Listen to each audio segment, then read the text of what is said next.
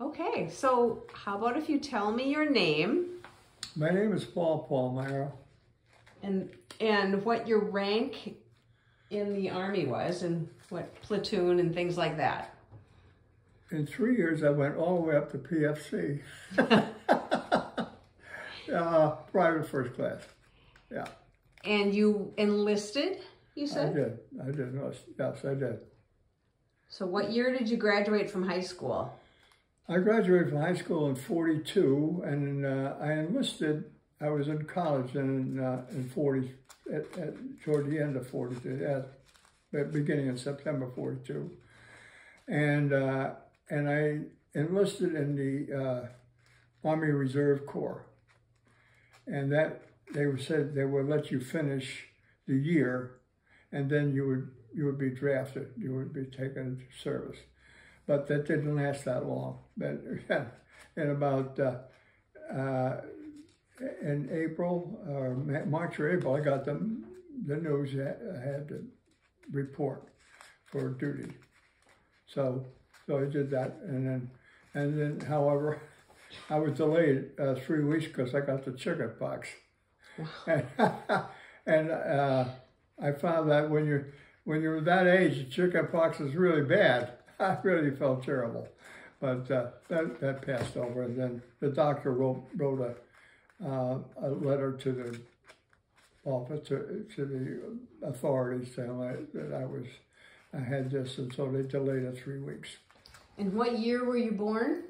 1924. And you lived in New York? Yes, I did. Yeah, Long Island, New York. Yes, Huntington Station, Long Island. Okay. Just on the north coast of Long Island. And then you ended up in the 97th Infantry. Yes. And what was your position? What did you do? Well, I was a surgical technician. I was a combat medic, and I was attached to a mortar platoon as really a first aid man, really. Mm-hmm. So, what was your most frightening experience in the war? Most frightening experience, I would say, was getting shelled when we were out there in the open, and there was nowhere, you couldn't dig any foxholes because there wasn't time to do that. And in addition, these were 88 millimeter artillery, which were overhead bursts. So if you were there, even if you were in a foxhole, it wouldn't make any difference because the fragments would come right down on top of you. Mm. So that was scary. That was really scary. Did that happen a lot? No, it happened only a few times. And what was very interesting is that one time, when it was the worst, a lot of the missiles would come down and they wouldn't explode. They'd just go pump like that. And then we found out later when we visited in '95 that many of the factories which were producing were in Czech Republic, and they deliberately would make them phony, make them that they wouldn't explode. For the Germans, yeah, they were making them for the Czechs who were doing it, you know, being forced to do it by the Germans. They deliberately made them false. So I think I'd be alive. I'm alive today because of that. Oh, that's brilliant. Yeah. Huh. So, I mean, you could hear them. They were not far away. I mean, they were 30, 40 feet away. You could hear it, bump, you know. Mm-hmm. Nothing happened. So that was good. So now, as a medic, you didn't carry a firearm? No. A gun, any kind of pistol or sidearm? Under the Geneva Agreement, you couldn't have it. But I had a big red cross on my helmet, which showed who I was. So I wasn't supposed to get shot at either. But, so the Germans weren't supposed to shoot at you, but well, yeah, did they? Well, you know, an artillery fire how are they going to tell you? How are they going to differentiate? There's no way you could differentiate. So I was as much danger as anybody in that respect. Right. Yeah. So you went in after the Battle of the Bulge. Yes. And then you were in combat in Germany? Yes. Is that where it started? Correct, yes. And where were you then? Well, we started out they were lined up on the south side of the Sieg River, a tributary to the Rhine River. And we took off from there, crossed over, and in fact, right there was the first casualty that I had anything to do with. This friend of mine, reported in here, he was at the observatory, which would be in a hill, like a hill or something, or in this case, it was the second story of a house. He was looking out the window across the river, and it must have been just lucky that the guy even hit him at all, because he was shooting from across the river, and he had his binoculars up like that, and a bullet right through here. Wow. So you had to take care of him? Yeah, I did, and I never saw him again. I took care of him. I did the best I could under the circumstances, and he was sent back to the 8th station and never saw him again. Yeah. When guys got killed, what happened to their bodies? Did they get buried on the field? I don't know. I had nothing to do with that. So I don't know what they did with them. Mm-hmm. I don't know what they did with them. No, I really didn't know. Yeah. Because I had nothing to do once, if they were dead, you know. I remember that very soon after we were there, I saw a dead soldier lying there. And I don't know what they did with him, who took care of that, you know, because we went beyond that, see. Right. So the other people had to take care of it. There were so many jobs like that that they weren't right in the front line or anything, but there were work that had to be done, you know, transporting people to there, transporting equipment, that kind of thing. How were they able to deliver? Did you get mail when you were there? Did you get letters? Yeah, I did. We had email. We got that. Not email. V-mail. What was it called? V letters. Gee, what? No, I can't think of the word now. But they were written letters from people at home, like your parents? Or? Right. Yeah. Yeah. How did they know where you were?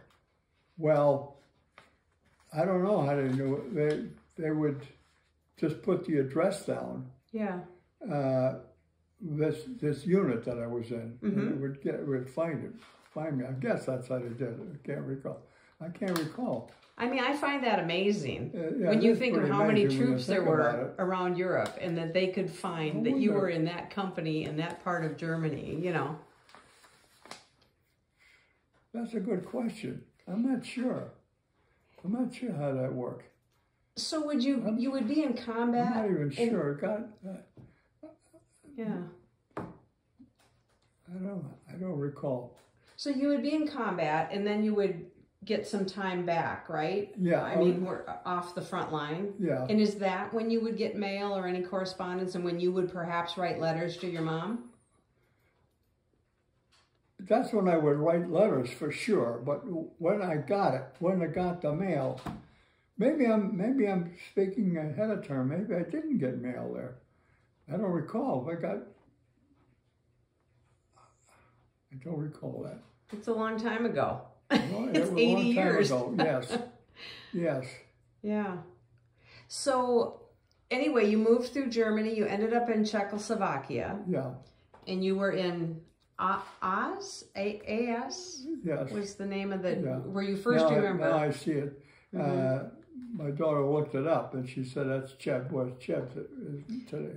It's, well, when we looked just now, it's not quite... Right, it's about a half an hour from Cheb. Oh, I see. Yeah. Okay. Yeah. Yeah. Yeah. Okay. So then you were in Cheb and you were in Tepla. Okay. And then how did you find out the war was over? In Europe. Well, we found the war was over by radio. It was reported. Somebody reported they heard on the radio. Mm-hmm. Now, whose radio it was, I'm not sure, but that's how I recorded. We found out. Okay, so you were in Czechoslovakia at the time, though. Yes. When you found out. Yes, were. And it was as I mentioned here, it was a great relief, but there was no cheering or anything like that. It was just like, thank God, that's over, because but you're always in danger. You're always in danger there. So. Could you tell that the war was winding down? Could you feel it was coming to an end? Yeah, because the resistance was much less. I mean, we would get some shelling once in a while, a sniper fire, things like that. But there was no line, if you will. There was no point where you could tell this is where the enemy is or where we are. Did you feel that back in Germany, though? That there was a line of Germans coming? A little bit in Germany, not as much. Not as much in Germany, because they were like the Ruhr pocket in which we were part of that battle there. There were like 300,000 troops all in this huge pocket. And as I mentioned, the rank and file soldier didn't know that they were surrounded. The officers may have known, but the average German didn't know it. So he kept on fighting, see? So, but gradually, they would start taking a lot of prisoners. They were just giving up. I mean, it wasn't that we had to corner them or anything like that. They knew the war was over. So you could feel it was going down. Right. But they were still killing people. Yeah. They're still fighting. So the Ruhr pocket was, you guys were surrounded around this, like a pocket, is what you. That was a difficult battle, though, wasn't it? Well, sure. I thought that was a bad one. That's when the shelling that I told you about before, but it took place. Yeah, yes, it was. Yeah, it was. Well, it wasn't fun. It wasn't fun, let's put it that way. Right. And you were transported in 40 and 8s? Well, not really. Most of when we were coming up from up the north from the Sieg River up to Düsseldorf, and that as we passed Cologne was on the other side of the river. We saw the Cologne Cathedral there, but that was mostly walking, and sometimes maybe a little ride, but most of it was walking. Yeah, and they would have, and there would be often they had a tank going ahead of you. You're walking behind a tank, like that. So. But of course, there were times where they would truck you a little bit too. But I mean, how many men would be walking behind a tank? Well, it would be maybe 30, 40, 20, 30, 40. Oh, okay. Yeah. Yeah. It was spread out, so. Trying here to soldier the way back this way. Did you have any friends that you enlisted with that were in the Army with you? Friends from when you were a kid? No. Did you make friends? They're all yeah. Did you make good friends in the Army that survived the war? Yes. Yeah. Well, Fremont Gruss is one of them. He's a good friend of mine. And some of the other guys. We got later on. We would have a reunion of our company. and even the colonel who led the battalion, he would attend it. Mm-hmm. There were some guys we got to know real well, and one of them even came here, and they were good friends, good guys. Yeah. Did you have any close friends that got killed during the war? That you met and had become friends with in the Army, and then no.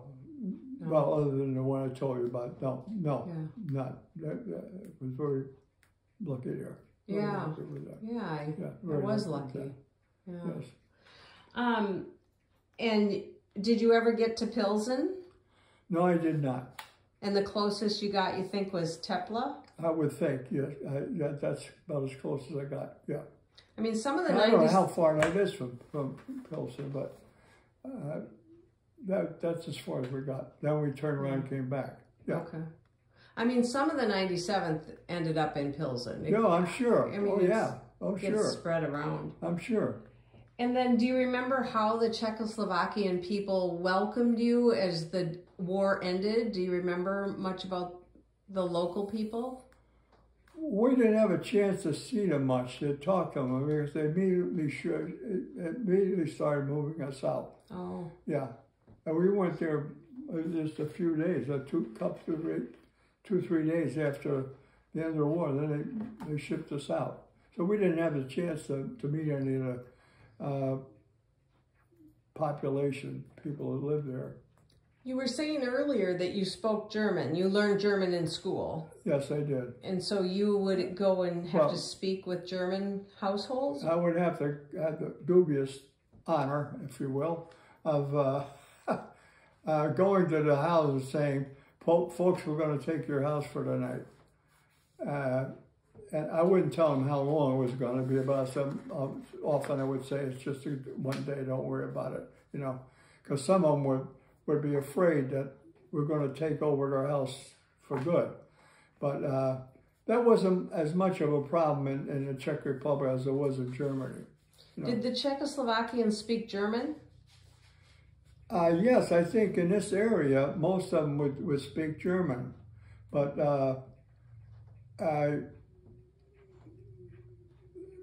remember, this is really the Sudetenland in a way, Mm-hmm. which was really, German had taken it over, and that was part of the problem right there.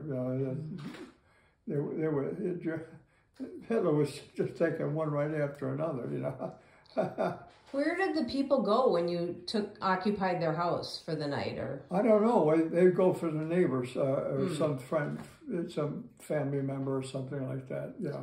And how many men would go stay in the house then? Oh, there'd be maybe 20 or 30 in the house, because we're sleeping on the floor. We weren't. It's just a matter of getting shelter. That's all it was. Right. So it wasn't. It wasn't living there other than that. It wasn't like you took a shower and got no, cleaned up. We weren't taking any showers. No, there was none of that. In fact, that was a problem. When we got the one place we got to take a shower, wow, a lucky strike when we came back there. We got a shower, wow, wonderful. It'd been weeks since we had a shower. My dad always said that your helmet was your friend. Yeah, because you showered. That's where you put the water in and you wash with that. That was a basin. Brushed your teeth, everything. Shave, everything, with that. So then you moved out from Czechoslovakia. What do you remember much about the terrain, about what the cities looked like, or not really? I can't remember much, really, to tell you the truth, no. And there weren't a lot of celebrations that you recall either, because you weren't there that long? No. Well, one celebration in '95 when we went over there. Sure. And they treated us like kings. I mean, it was fantastic. I couldn't believe it. It was like they'd have the parade. I mean, there'd be 3 deep. People 3 deep on both sides. And we'd ride along like we won the war all by ourselves, which was ridiculous.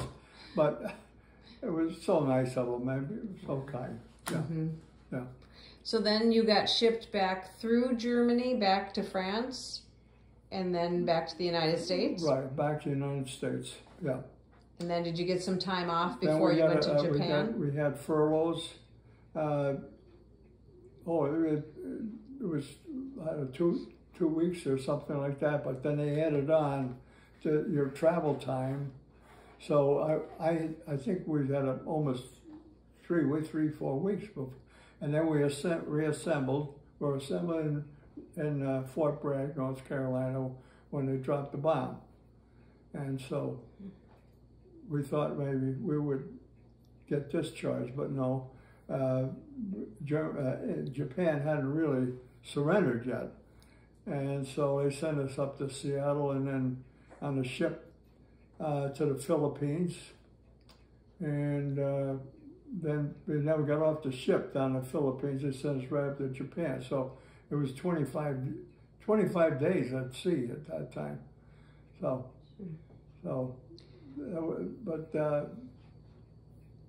that was it. How many brothers and sisters did you have?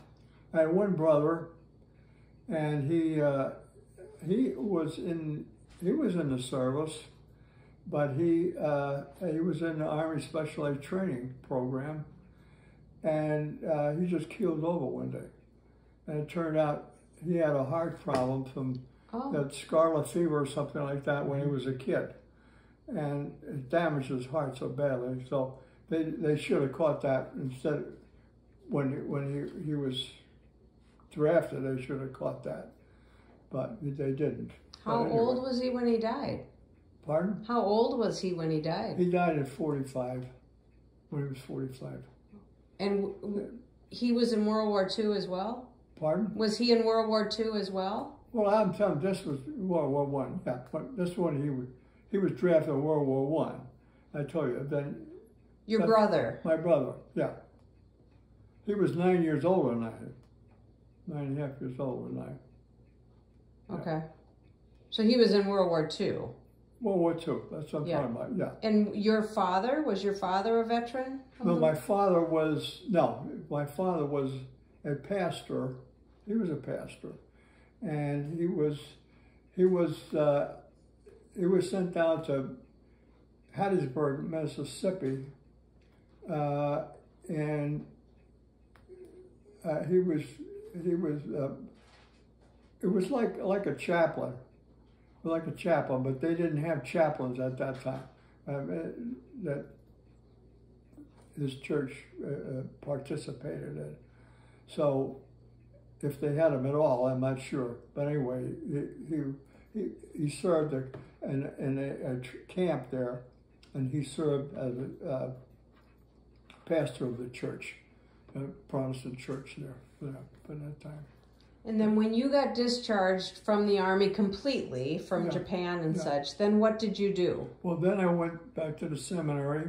Well, I finished college, went to the seminary, and then I went back to Japan as a missionary. Because when I left there, I was in the Army, and I was standing on the ship, and I thought, gee, these people don't have that. They don't know no hope of eternal life. They don't have the joy that I found as a Christian, and I just felt I ought to go back.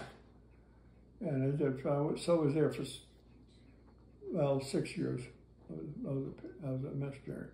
Yeah. When did you meet your wife? I met my wife while I was in the seminary in St. Louis. She was a teacher in a school there, and I met her. But actually, the way I met her is because my roommate one of my roommates at the seminary had his fiancée, who became his wife then, was a friend of my future wife, of Ruth, yeah. And we were invited. I was invited to a dinner one night with. They had her set up with a different guy, and she didn't like the guy, and I can understand why. The guy, he was one of those, you know, it's all about me kind of guy, you know. So anyway, she wasn't too wild about me, but she agreed to go out, and so it all worked out anyway. Did you get married before you went to Japan? Yes. Oh, okay. Just before. Did you have any children when you were in Japan? In Japan, we had 3 children in 6 years. So were they Japanese citizens? Well, they could be, yeah, but they were American citizens too. Right. Yeah. But so they could have dual citizenship. Well, Becky was the third.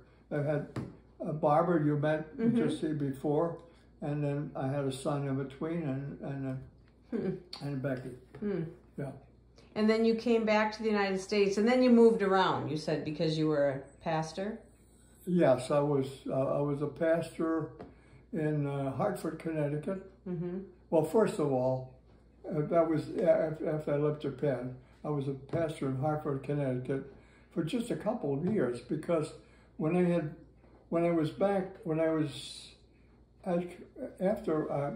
5.5 years on site in Japan. In those days, you didn't get any furlough to come.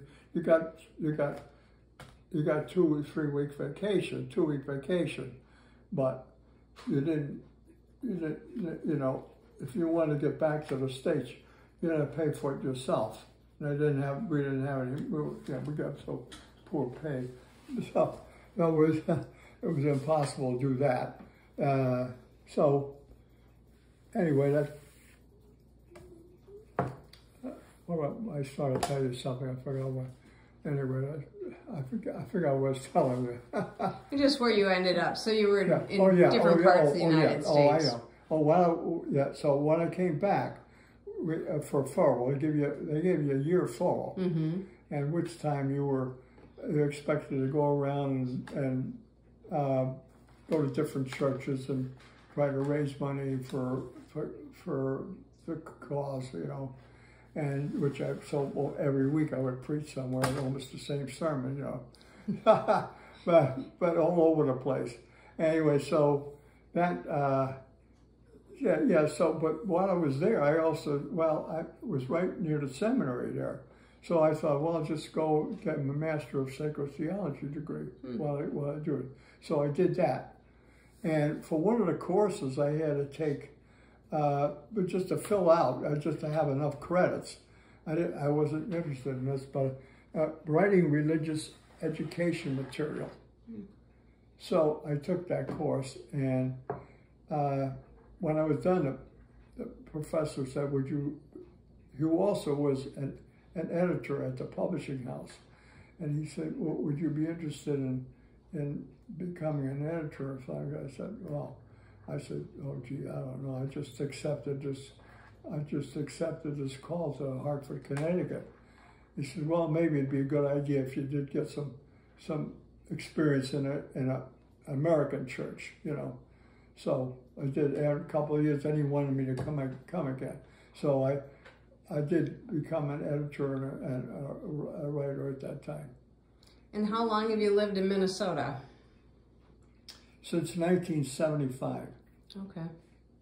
So what is that, 40, almost 39 years? I know. Time flies when you're having fun. It does. It does. So the only time you've been back to the Czech Republic was in 1995. Correct. What's your best, if I can use that term, your best memory of the time you spent during the Army? Over in Czechoslovakia and Germany. Do you have I was only over there. Remember, we were in Czechoslovakia at the most 3 weeks. Okay. We weren't there that long. So it was, I don't know, any time it was, I would say it was fun, but it was I would say if you had to pick a time more fun, I think it would be in Czechoslovakia. So then, and a little time when we were Camp Lucky Strike before we were sent to Germany, you know, over in France. That was kind of nice. Well, we were just out in pup temps out there, but it was nice. I remember going into town there and buying some bread because they make such good bread, you know. That was kind of fun. And then the wine was cheap. That was good, yeah. Is there anything that you would want to tell the people in Pilsen, Czech Republic, the people that either were very young and still remember the war, or had... I would say, don't give me a lot of credit because I didn't do that much. I mean, I give the credit to the people who died and fought in Germany, so they could make it possible for the war to end when it did. And I think I don't deserve the credit. I don't deserve any credit for it. So, but I thank the people that were so grateful when we went over in '75. I couldn't believe how nice they were. They were so wonderful. So I would say thank you for that. Okay. They weren't, and they did it for me. Although they were really thanking the people who died to get us there. You know. So. You were one of the lucky ones. I was very lucky ones. You know, we were trained really before we went to Germany. We were trained to go to South Pacific. We had all kinds of training for landing. You know, landing on islands and things like that. You know, we had a lot of training for that. So we were set for that. That's what we thought we were going to do. But in a way, it could have been worse if we went the other way. It could have been much worse down there. So. Okay. I think that's a lot that we've covered. Yeah. Okay. Thank you. Thank you. Oh, you're welcome.